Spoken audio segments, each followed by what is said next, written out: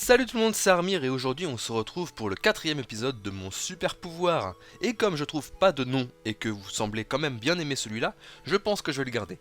J'espère que vous allez bien, moi je suis un peu crevé et malade mais on fait avec. En même temps cela peut se comprendre vu les photos dures que vous m'avez envoyées et que j'ai mis un temps fou à retrouver.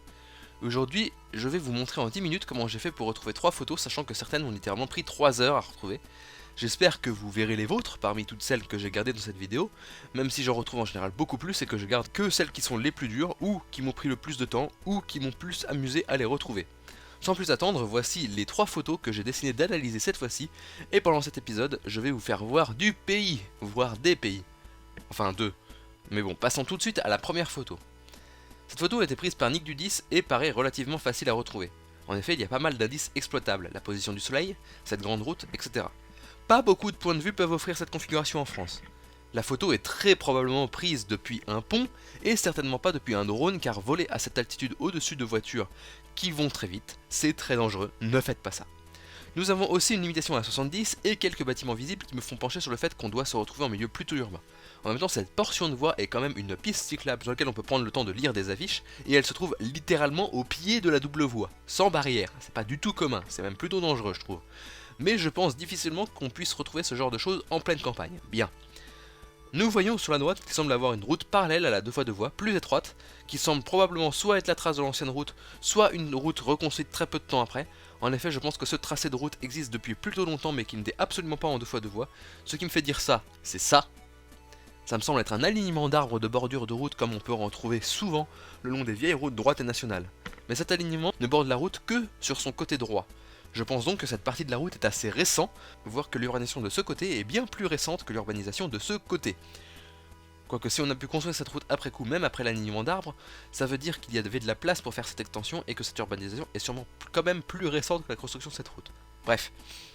Double voie qui partent légèrement à notre droite qui présume un léger virage derrière nous, limitation à 70, alignement d'arbres préservé, urbanisation récente me font penser que nous avons affaire à un ancien axe important qui a dû être doublé à cause de l'augmentation des flux de trafic liés à l'augmentation de la population.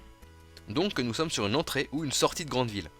Mais bon, des grandes villes, il n'y en a pas 3, et le nombre de kilomètres de double voie que je peux faire en attendant de trouver cette situation sont énormes, et je n'aurai pas le temps de le faire, alors je vais devoir exploiter un autre indice.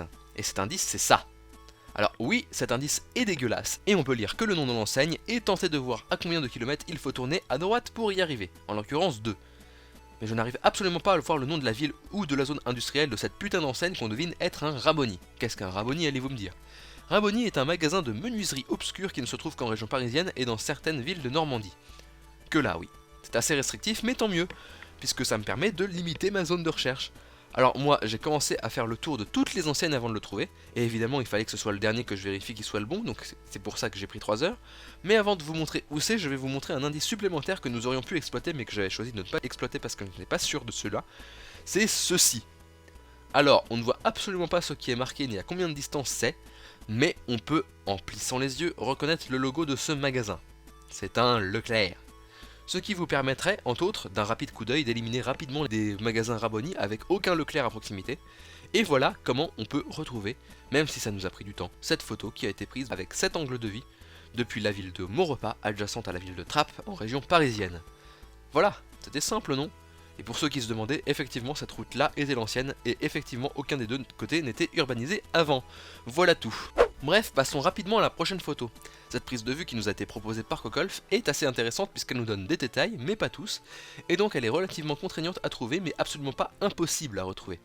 Le premier critère que j'observe sur cette photo c'est le relief. Nous faisons face à une colline, et nous surplombons ce qu'il y a derrière nous, ce qui laisse supposer qu'il y a aussi une colline derrière nous, ou du moins du relief. Cette zone est donc plate au milieu d'une zone entourée de zones plus hautes. Ça veut en général dire qu'une rivière passe ici, mais cependant je ne vois aucun signe autre qui permettrait de voir une rivière ou d'entrevoir sa largeur. Les arbres ici sont bien alignés et bien droits, ce qui veut dire que nous sommes à bord d'un axe droit non naturel, une route ou un canal par exemple. Mais pas une rivière qui aurait creusé ce vallon naturellement. Cela veut dire que soit nous avons affaire à un petit ruisseau invisible sur la photo, soit nous avons affaire à un mini-col avec un bassin versant de rivière qui part de chaque côté, avec de l'eau qui peut partir dans toutes les directions de ce côté-là. Nous pouvons voir aussi avec le relief une montagne isolée avec une ligne très reconnaissable de loin que nous pourrons facilement retrouver. Deuxième indice, le bâti et la végétation. Est-ce que pour vous, ici, nous sommes en Bretagne? Bien sûr que non. En Picardie non plus. Ça semble évident quand on regarde la verdure sombre avec des cyprès et le bâti avec des toits en tuiles. Pour moi, nous sommes à 100% dans le sud et très probablement dans le bassin méditerranéen. Mais ça reste grand, alors il va falloir trouver d'autres indices. Indice qui est la position du soleil dans un premier temps, qui me donne l'orientation de la prise de vue, et ceci d'autre part qui me donne la présence d'une infrastructure particulière, une voie ferrée, puisque les trains ont besoin de ce genre d'infrastructure pour être alimentés et fonctionner. De plus, j'ai l'impression qu'en voyant ceci, de voir un quai de gare plus ou moins abandonné, mais aussi de voir d'autres voies derrière, ce qui me laisse supposer ici qu'on a affaire non pas à une ligne isolée, mais à une gare de fret qui possède une certaine épaisseur dans le paysage. Et un autre indice qui m'a été donné en off, puisque Cocolf m'a donné 2 photos, et il m'a dit que ces 2 photos n'étaient pas éloignées à plus d'une dizaine de kilomètres à vol d'oiseau. Sauf que ce type de végétation et de paysage est caractéristique d'une zone particulière, le rivage intérieur de la Côte d'Azur, la région des Morts par exemple. Donc du coup, j'ai tenté de trouver une zone dégagée le long de ce littoral, et j'ai trouvé le long de l'A57 cette vue-là, avec exactement la même ligne d'horizon que sur cette photo. Il me restait juste à trouver une zone proche d'ici, qui avec cette orientation de prise de vue permettait de voir une voie ferrée orientée dans cette direction, qui passe sur un espèce de col, de zone plus resserrée, de goulot d'étranglement facilement visible sur une carte de relief par exemple, et c'est ainsi que l'on trouve sur le haut de la ville de Carnoul cette vue. Alors j'ai pas mieux, désolé, mais il faut imaginer que la photo a été prise juste dernière, cela m'a de toute façon été confirmé par l'envoyeur. Peut-on passer à la troisième photo? Troisième photo proposée par Nick Dudis, encore lui, a été plus drôle à trouver, non pas à cause de cette tête magnifique, mais de par la méthode utilisée pour la trouver. Cette fois-ci, pas d'orientation du soleil, pas de vue de très loin, juste une façade, un mur, une affiche avec marqué Fitzpatrick. Parce que ça ressemblait beaucoup à Fitz the Patrick, une ancienne série de YouTube culte avec des youtubeurs cultes que les jeunes ne connaissent plus. Voici comment nous pouvions retrouver cette photo. Premièrement, l'indice principal ici c'est Fitzpatrick, commercial, qui semble être une entreprise ou une petite agence immobilière, un truc obscur de ce genre là. Pas d'importance puisqu'on va déjà tenter de regarder où siège cette chose. Alors, allons sur Google Maps et cherchons Fitzpatrick commercial au-dessus du Royaume-Uni puisqu'il s'agit d'un site qui avec cette extension ne peut être que là-bas. Comme c'est une photo qui n'est pas toute jeune, je ne m'attends pas à voir cette affiche quand je vérifierai la position de cette photo, d'autant plus que le seul Fitzpatrick commercial qui correspond exactement au terme de la recherche a depuis fermé. Un peu comme Fitzpatrick, comme si c'était lié. Bref, le seul site qui correspond exactement à ce qu'on a cherché se trouve à Bradford, dans un lieu qui est censé être une petite ruelle sombre, tu m'étonnes que ça ait fermé. Mais ça ne ressemble pas du tout à notre site, et évidemment, puisque la fiche publicitaire doit être localisée ailleurs dans la ville. Du coup, il va falloir qu'on s'intéresse à ce que l'on voit à l'intérieur de ce magasin.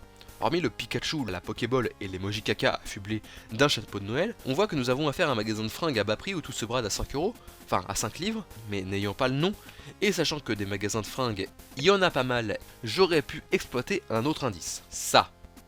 Alors ça peut vous paraître anodin, mais j'ai compris que très tard que ce n'était qu'un reflet d'un magasin d'en face.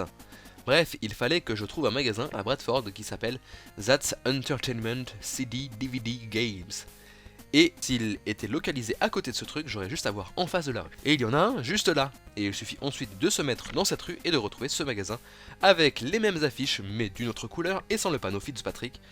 Mais nous sommes bien dans cette rue commerçante de Bradford. Petite précision, si on choisit l'ancienne prise de vue, on peut même voir qu'il y avait une fête avec des ballons accrochés au mur, avec un vestige que l'on voit sur la photo proposée. D'ailleurs, on le voit encore en 2017. Sur cette photo, on voit encore l'affiche Fitzpatrick, donc on peut déduire que d'après l'état des ballons sur la photo a été prise entre la première prise de vue qui date de novembre 2016 et la deuxième prise de vue qui date de juillet 2017. Et on peut même être plus précis, car si tu te rappelles bien sur les photos, les emojis caca portent un bonnet de Noël, donc on peut même déduire que cette photo a probablement été prise en décembre 2016, et on pourrait même sans doute être plus précis si on faisait appel à des équations ardues qui nous montreraient en combien de temps un ballon gonflé comme ça se dégonfle à ce stade-là, et ce qui nous permettrait de trouver une date encore plus précise de prise de vue. Voilà comment avec ces simples photos, j'ai trouvé et le lieu où elle a été prise, et le moment où elle a été prise. Bien, maintenant que j'ai analysé vos photos, qu'en est-il de vous? Avez-vous trouvé la photo de l'épisode dernier? Eh bien je pensais que personne ne la trouverait avant que jeudi dernier quelqu'un la localise parfaitement.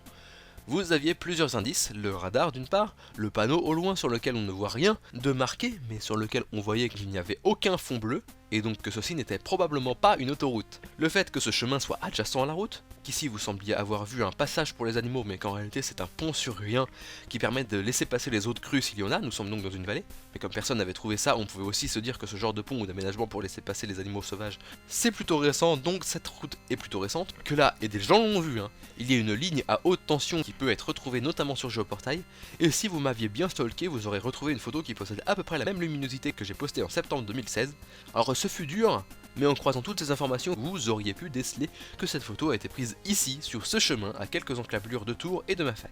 Ce qui vous a troublé, c'est la végétation, qui fait que certains plaçaient cette photo dans le sud. Mais nous étions en septembre dans une période très chaude et très sèche, donc oui, les végétaux sont un peu secs. Un conseil, quand vous analysez la végétation, prenez toujours les arbres comme point de repère et pas les herbes, puisque les herbes sont très fluctuantes et peuvent changer de couleur de manière drastique. Bien, maintenant que vous avez trouvé cette photo, il faut que je vous en donne une autre. La voici, elle est bien plus dure encore, donc je vais vous donner un indice. Elle se situe entre 5 et 7 km à vol d'oiseau de cette photo là. Bonne chance à tous. Si cette photo t'a plu, n'oublie pas de mettre un pouce bleu et de la partager, abonne-toi si ce n'est pas déjà fait. Nous, on se retrouve très bientôt pour une prochaine vidéo. Votre princesse vous dit au revoir et que le pouvoir de la jupe soit avec vous.